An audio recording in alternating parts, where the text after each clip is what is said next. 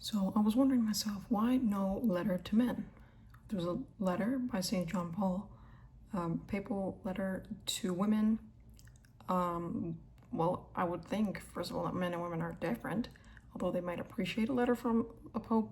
This hits different, as I say, like it would impact different, have a different impact, and it wouldn't be the most effective way to communicate the appreciation um, that we have for men. Again, like the letter to women is more appropriate for women. I don't know if there's a way to create a more appropriate letter to men. Somewhat paraphrasing, yes, but there's more to it, to a man's example in leadership. I do appreciate there was a year dedicated to St. Joseph.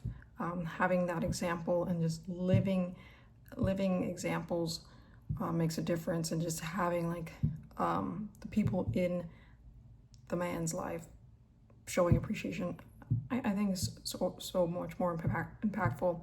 And it would be kind of funny if a pope, a priest, is like, thanks to priest. It's a little different. And I think there's that humility there, and then there's that nature of man to love and to cherish and protect women and children.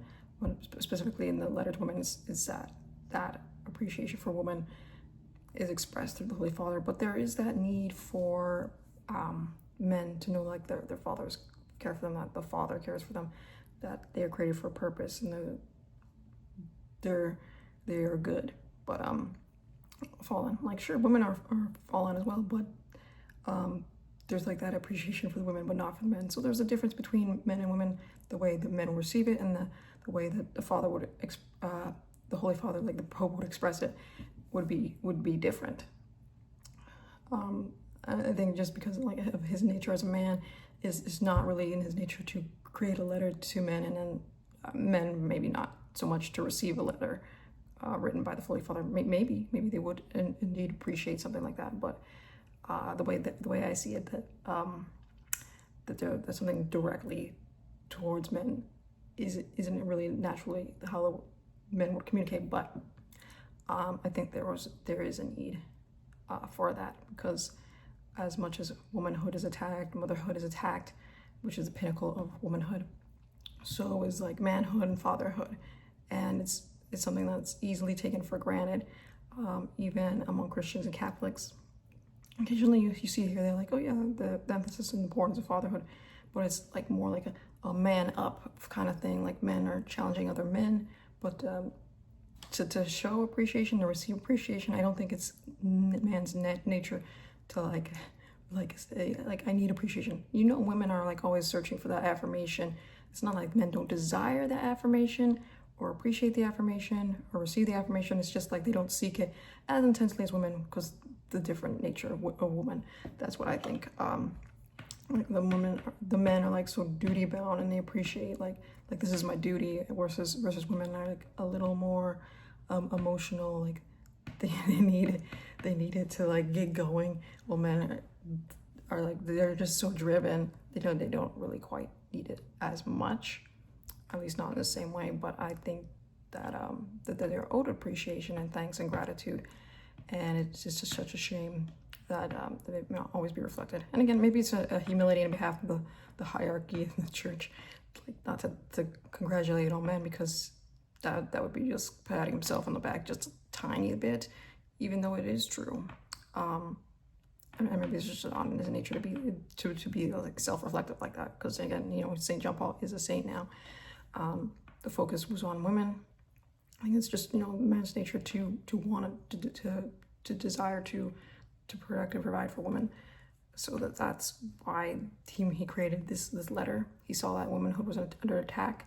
He saw like the struggles that women going through, and like as a man, he sympathized with that, and so he wrote this letter. There's more to the letter, but I feel like no translation would be quite appropriate or enough to truly express the gratitude that is owed to men. It's like going into your men in your own life, in your own sphere, and congratulating them and thanking them and recognizing what they've done, because the world definitely doesn't show appreciation. That the feminists like to say like, oh, the men did everything, but they aren't grateful for what they did. They say like, oh, the men are celebrated, but right now you're criticizing, the feminists are like criticizing the men for their accomplishments. I read an article where I guess some feminist was complaining about men being conquerors and having like already explored the world and conquered all the world, and so we have to make room for women to conquer space or something. It was, nonsensical, but anyway, all was complaints. It wasn't like congratulations or thank you or any appreciation. It does affirm the fact that men did make a great deal of the progress, but somehow turns that into a complaint. Somehow says like, okay, men helped found this land and establish this country and build up this land. They conquered this land, this wild and unruly land, so civilization could persist. They helped form the laws and the rules and the society so that women could live there and thrive there even. And now we live in a luxury as women, but all we can do is complain, and it's never enough. And like I get all those jokes about women. It's like women are just so entitled and spoiled that they don't even realize how it could have been. It's like, oh well, women don't get celebrated enough for what they did, or women aren't allowed to do enough. Like, but they are now. They are allowed to be CEOs, and it's not really celebrated because men already done it, and because men have done it already. They've already built the skyscrapers and the rockets and risk their lives traveling over the sea and into space, so that women can do it as well, but more at ease, like more in luxury, like more securely, more safely. Because women are cherished in society. They realize the value of a woman. Yes, it is to bear children and to create a family and to build the home space. But the men, like they build civilization, and women thrive in that environment. It's like, oh yeah, women can be tough and conquer and whatnot. Not as well. It's not quite in our nature, not quite physical nature to do that. And we're built more for like a more padded domestic life than the men. And sure, yeah, there's a lot of women who've done some pretty dangerous and risky things, and maybe that led to progress. That I don't really think so, because like one of the few women that people think about is Amelia Earhart. She like got lost. That's what she's famous for. Like, yeah, the man like died, or he made it alive, but the woman she does the same thing and then dies or gets lost. Yeah, that's like, wow.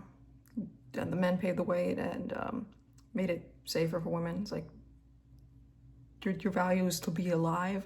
Like men, sadly, kind of expendable, somewhat, not entirely, but it's like that's their nature, like to kind of conquer the world and kind of tame it a little bit, and that so that women can live and thrive and children can live and thrive.